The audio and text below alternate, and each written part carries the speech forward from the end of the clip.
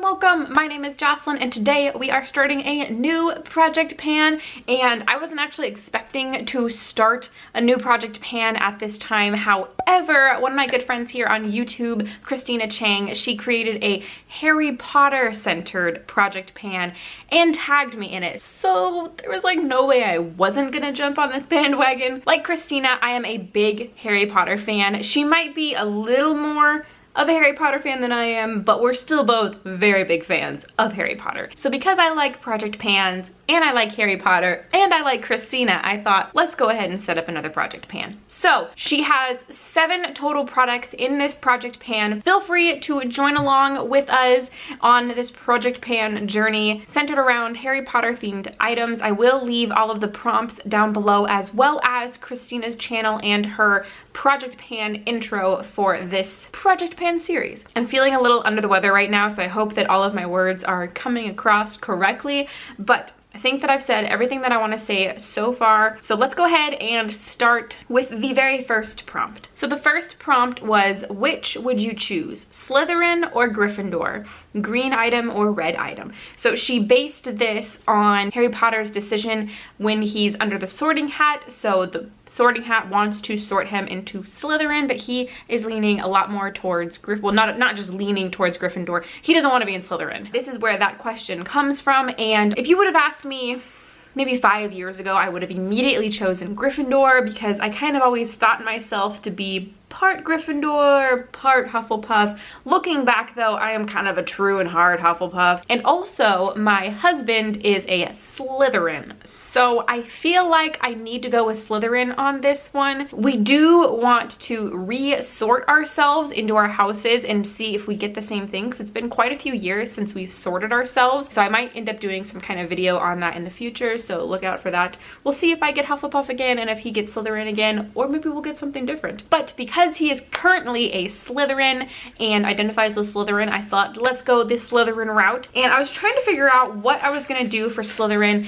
and I do have a project pan going on right now, and I'm starting 2 more in the coming months. So I kind of divided things out so that I wasn't overlapping too much. And one area that I've significantly neglected in my kind of beauty regimen that I have quite a few of but have not been using for oh so long are sheet face masks.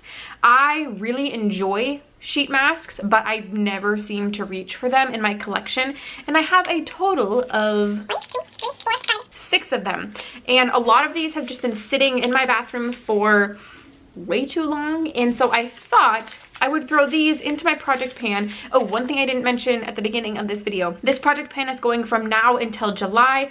I'll have to look and see. I should know this. Okay, yep, so it's July 31st. So this extends from now, whenever this video is going up, until July 31st, because that's Harry Potter's birthday. Also, something I don't think I mentioned is that there are 7 products in this project pan, because 7 is like the magic number and is very influential in the Harry Potter series. So back to these. So I decided to throw the face masks in here because I have until July to use them all up. I have 7 here, so 1 or so a month, just because really I just don't ever use them, but I like to use them. So if they're in a project pan, it'll make me use them. And I have the green one on the front because green, Slytherin. I also have a greenish bluish color, but those are the only green related ones. I really don't have a lot of green things in my collection, I've noticed, whilst I was going through this, or at least nothing that would be feasible for a project pan. So I thought this was a good opportunity to throw in face masks into a project pan. There you go. That's item number 1, sort of. It's all of my face masks, but item number 1. All right, prompt number 2, item that you pretend doesn't exist. This is in relation to Harry Potter living with the Dursleys, and they essentially pretend he doesn't exist, but there's also that funny little exchange when his uncle, God, what is his name? The uncle tells him to go upstairs and be quiet, don't make any noise, and he says something along the lines of, don't worry, I'll be up there. I don't remember what he says. Essentially pretending that he doesn't exist. So a product that I basically pretend it doesn't exist, but I probably should be using because my face is often an oily mess, is setting spray. So this is the Urban Decay De-Slick Makeup Setting Spray Oil Control. I don't think this works super well, but I probably have like maybe this much left in it, not that much, and I would really love to use it up, get it out of my collection. I'm pretty sure this is different than the Cult Classic Urban Decay setting spray, and I just don't find this works very well, so I would like to get it used up. I don't use setting spray that much anyways. I also have the Morphe Continuous Setting Spray, and I like the spray on that one a lot more than this one, but I've been using that one, but I think I'm gonna switch it out and put this one in this project pan and try and use it up within the next 5 months. So this is a product that I pretend doesn't exist essentially and don't use enough and would like to use. All right, prompt number 3, you have the Grim. Choose an item others hate but you love. So the Grim is of course what Harry sees, or I don't even think Harry really sees it. Ron sees it in Harry's teacup, but Professor Trelawney confirms that at the bottom of Harry Potter's teacup, his tea leaves have made the shape of a Grim, which is the signifier of death. So that's where she went with this one. So it's something that others hate but you love, right? Yes, others hate but you love. So I really don't have very many things like this in my collection. So I tried to think of something that got a lot of bad reviews, a lot of bad feedback when it first came out. I decided to go with the Too Faced Love Light highlighters. This is in the shade Blinded by the Light. Now I know that Blinded by the Light got a better review than the rose gold one. I don't know what that one's called, but all of them, the whole collection kind of got very not great reviews, but I absolutely adore this highlighter. So as you can see, I have worn away quite a bit of the design at the center of the pan here. You can see a lot of the geometrical shape around the edges still. I don't know if I'll be able to hit pan on this. I expect maybe not. There is still a lot of pan left in here. I have no idea where the bottom of the pan even is. This might be domed. I don't have any idea, but I want to get some really good use out of it. It is getting a little older in my collection. It's something that I absolutely love. I love this highlighter. I think it's absolutely beautiful, and it got not great reviews when it first came out, but I decided to buy it anyways, and I'm very grateful that I did. So this is my, which is the third product? Yes, the third product. So product number 4, an item to honor Cedric. So Cedric was in Hufflepuff, my house. Represent. So the colors for Hufflepuff are yellow and black. So yellow, you know, that's probably the more common color associated with Hufflepuff. So what I decided to do was go for an eyeliner. Now I barely use pencil liners, but I kept a whole bunch during my declutter because I really want to use them more and I really love the colors. So this is a gold ColourPop creme gel liner in the shade Dirty Talk.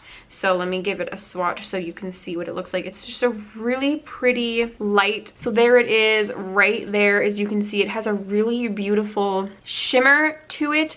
And this is a really pretty shade. I would really like to, I'm not going to use this up, right? So there's a lot of product left in here. There's a lot of product left in here. But what I think I want to use half of this up. That might be ambitious. I don't know. I've never tried to really fully use a liner like this, but I feel like if I really put my mind to it, I might be able to accomplish using up half of this. So this is the product that I chose for Cedric because it is a yellow gold creme gel liner, the color of Hufflepuff. So there you go. There's item number 4 in this project pan. Moving on to product number 5, pick an item that reminds you of Luna Lovegood. Luna is one of my absolute favorite characters in Harry Potter. I think she is lovely and magical and mythical and just an overall an amazing character. So when I think of Luna, I think of whimsical and like fairy-like, just like a little sparkly person, right? She's very outrageous in the way that she dresses. She doesn't really care what other people think.